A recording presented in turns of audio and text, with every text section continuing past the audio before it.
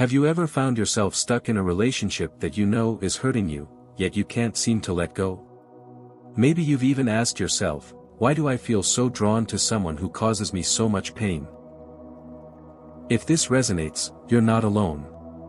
Relationships with narcissists often feel like an emotional roller coaster, intense, consuming, and nearly impossible to escape. In this video, we're going to explore why these relationships feel so addictive and, more importantly, how to break free. Narcissistic relationships don't just play with your emotions, they rewire the way you think, feel, and even see yourself. But here's the good news, you have the power to break the cycle and reclaim your life. By the end of this video, you'll understand what keeps you hooked, the toll it takes on your mental and physical health, and the first steps to rediscovering your sense of self. If you're ready to reclaim your freedom, stick around. The trap of addiction. Have you ever wondered why it feels so impossible to walk away from someone who's hurt you? You tell yourself it's over, that you're done, but somehow you keep getting pulled back. It's not because you're weak or because you don't know better, it's because these relationships are designed to keep you hooked. Narcissists have a way of making you feel seen in ways that no one else has.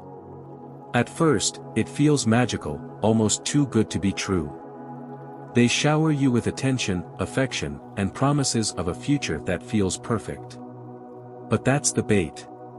What follows is something much darker, a pattern designed to control you. One moment, they're lifting you up higher than you've ever been, and the next, they're tearing you down. It's a whirlwind of love and pain that keeps you questioning, hoping, and trying harder to get back to those rare, blissful moments. This isn't just a toxic relationship. It's a trap. Your mind becomes wired to chase those fleeting highs. And isn't that the cruelest part? The good moments are so rare, yet they shine so brightly that you convince yourself they're worth all the pain. Marcus Aurelius once said, "The soul becomes dyed with the color of its thoughts."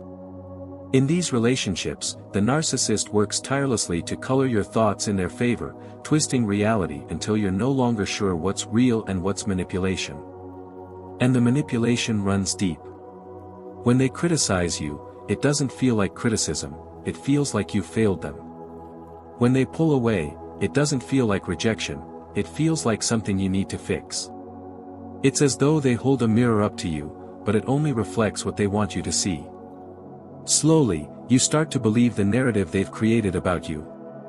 That's the real addiction, not to the person, but to the idea that maybe, just maybe, you can become enough to make everything right. But here's the thing, you're chasing a moving target. Narcissists thrive on keeping you unbalanced, always striving, never resting. The more you give, the less they value it. And yet, you keep giving, because the hope of returning to that ideal phase feels too powerful to let go of. It's easy to see why this cycle feels impossible to break. Your emotions, your thoughts, even your sense of self, become tangled in their web. But the key to breaking free lies in recognizing this cycle for what it is. The highs, the lows, the hope, it's all part of the design. The narcissist's power depends on your belief that you need them. Once you see through that illusion, their hold begins to weaken. Remember, the Stoics taught us to focus on what is within our control. You can't control the narcissist's behavior, but you can control how you respond to it. The first step is recognizing that the love you're chasing isn't real love, it's manipulation. And that's not a reflection of your worth, it's a reflection of their need to dominate. The truth is, love doesn't come with conditions or control. Love doesn't make you feel small or question your reality. What you've experienced isn't love, it's a cycle of addiction, and breaking free starts with realizing that you deserve so much more than a fleeting high. How the narcissist keeps you hooked. It's strange, isn't it? The way they always seem to know exactly how to pull you back in, just when you think you've had enough. It's not an accident, it's a strategy. Narcissists are masters of manipulation, and they use a precise set of tactics to keep you tied to them, doubting yourself and questioning your every move. One of the most insidious tools in their arsenal is gaslighting. At first, it's subtle, a comment here, a question there.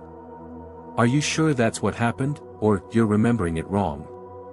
It starts small, but over time, it chips away at your confidence in your own mind. Soon, you're questioning your reality, wondering if maybe they're right and you've been overreacting all along. They create a fog in your mind, one so thick that you start to lean on them to guide you through it. And then there's the love bombing. Do you remember how it felt when they first swept you off your feet? The grand gestures, the constant attention, the way they made you feel like you were the center of the universe. It was intoxicating. But what you didn't realize then is that this wasn't love, it was bait. Those moments weren't the foundation of a relationship, they were the hook to keep you invested. Narcissists know that once you've tasted that kind of attention, you'll do almost anything to get it back.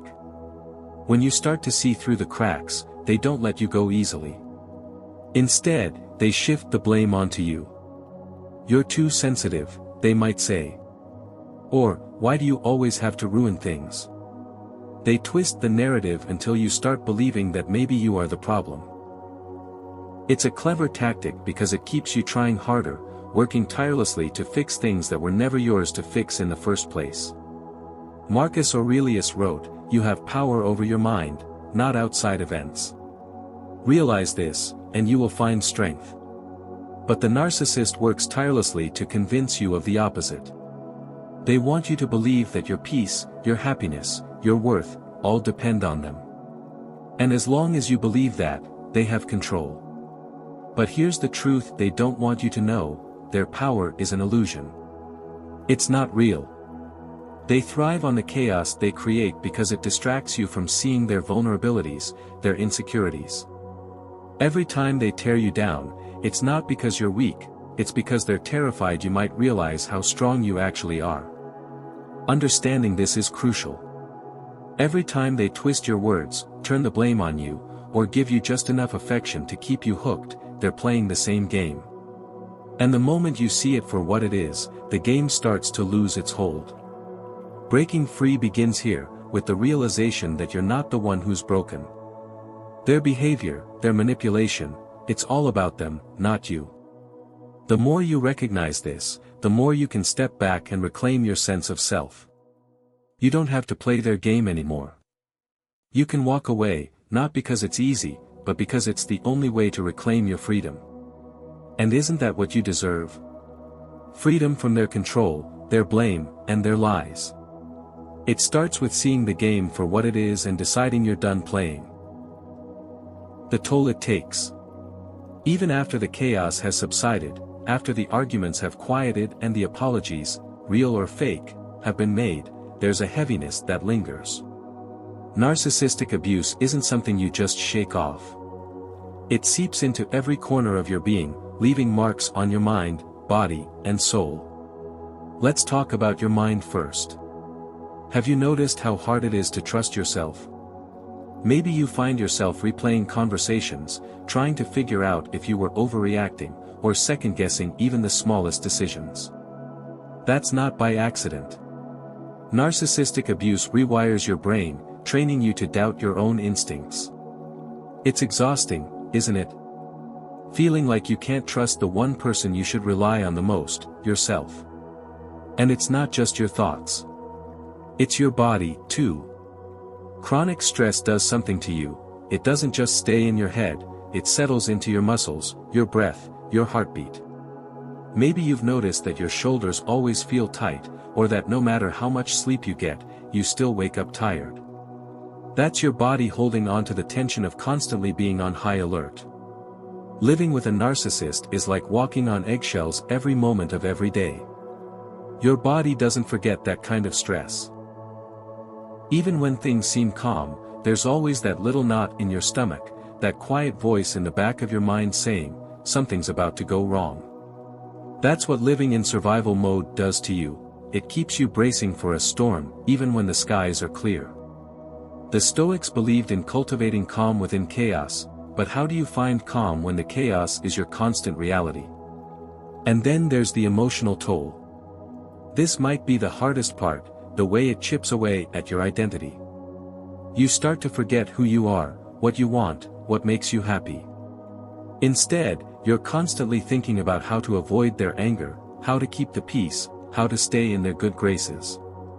Over time, their demands replace your desires, their expectations become your focus, and you disappear in the process.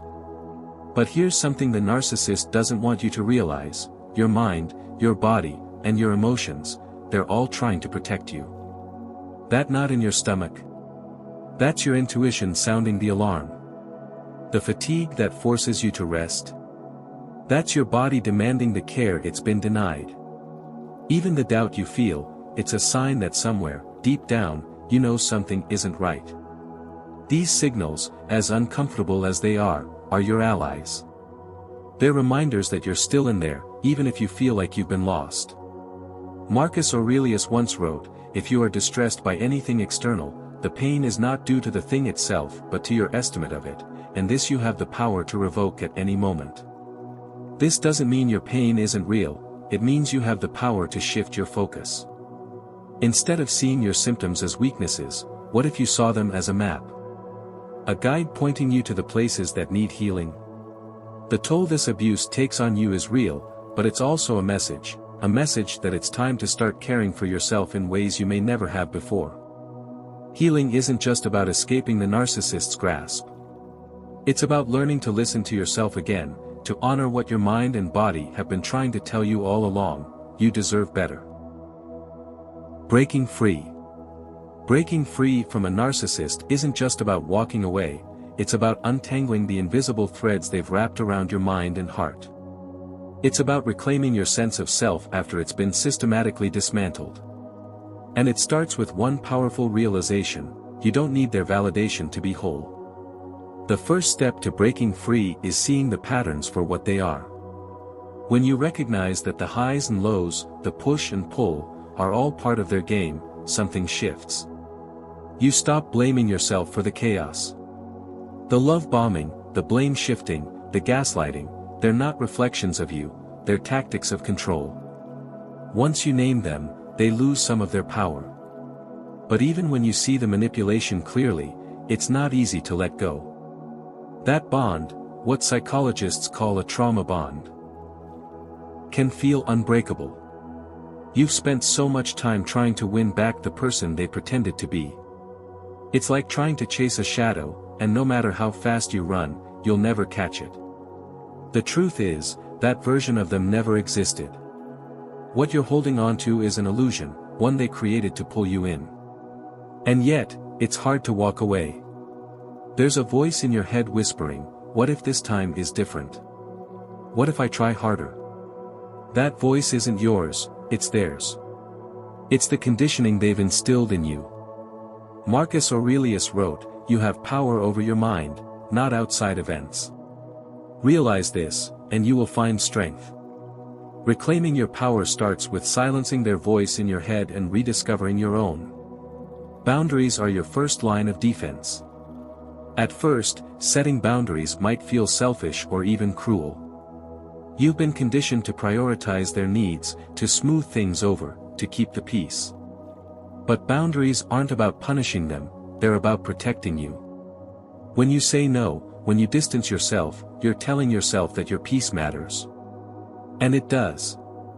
Breaking free also means seeking support.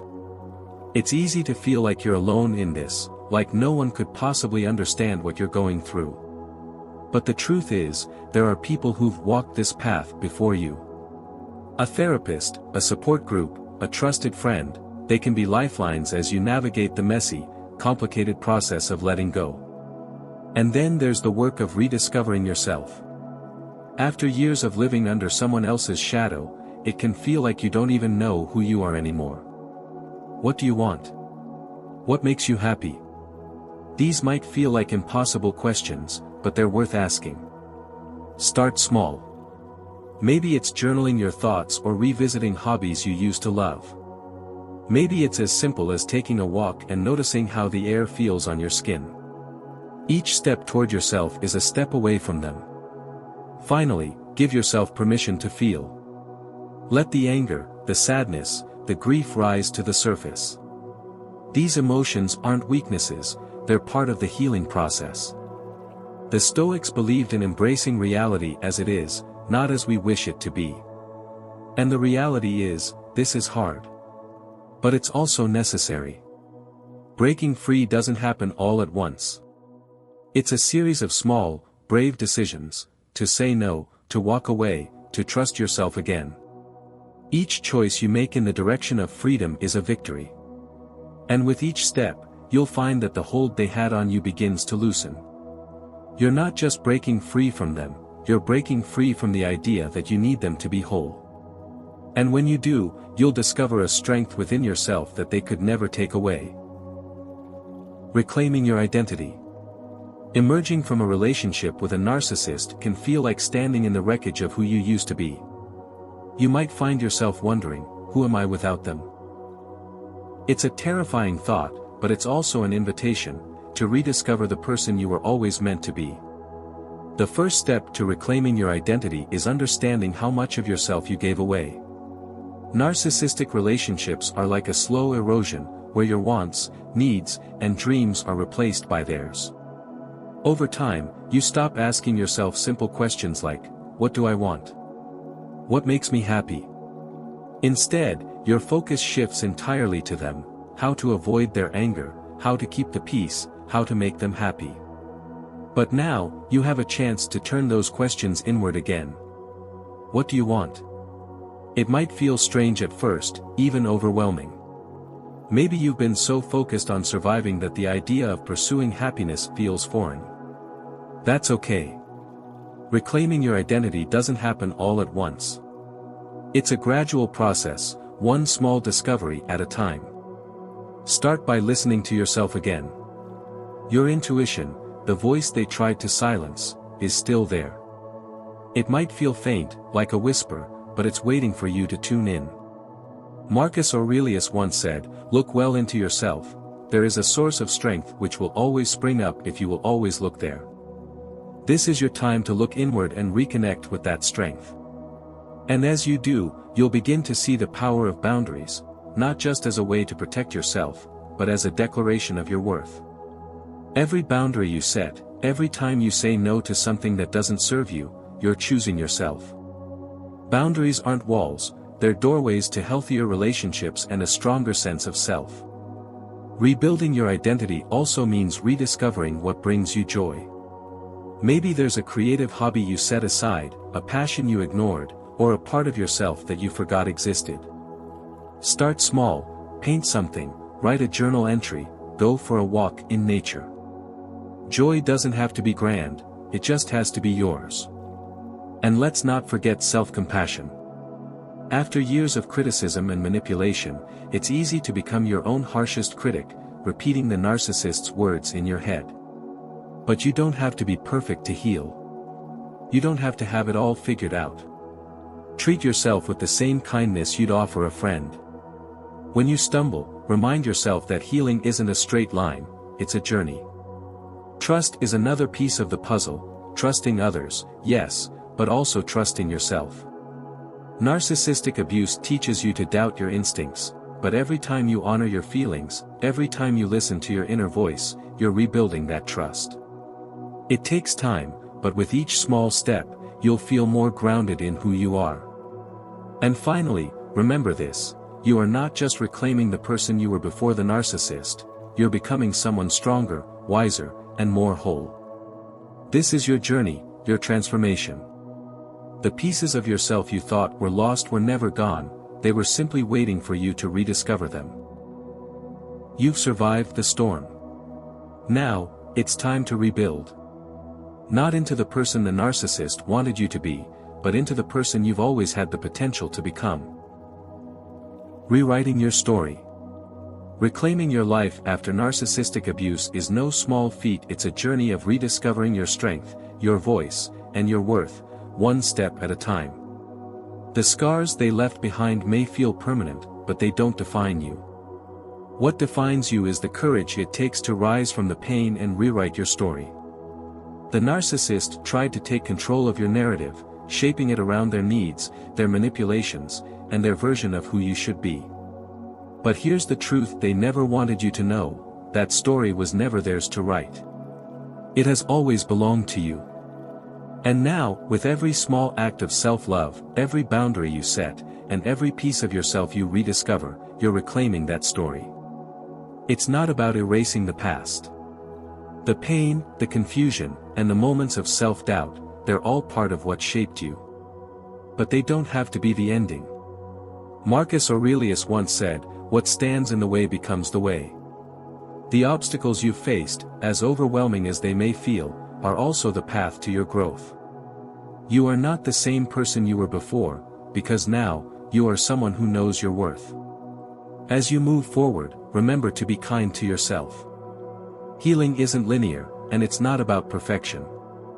There will be days when the past feels heavy, when doubt creeps in, or when you question whether you're truly free. But every day that you choose yourself, that you choose to take one more step forward, is a victory. Rewriting your story means seeing yourself as the hero, not just a survivor. The love and peace you seek come from within, not others. With time, you'll realize the parts of yourself you thought were lost were always there, waiting for you. Thank you for joining me on this journey today. If this video resonated with you, please give it a thumbs up and share it with someone who might need to hear this message. Don't forget to subscribe for more insights on healing and growth. And always remember, your story isn't over.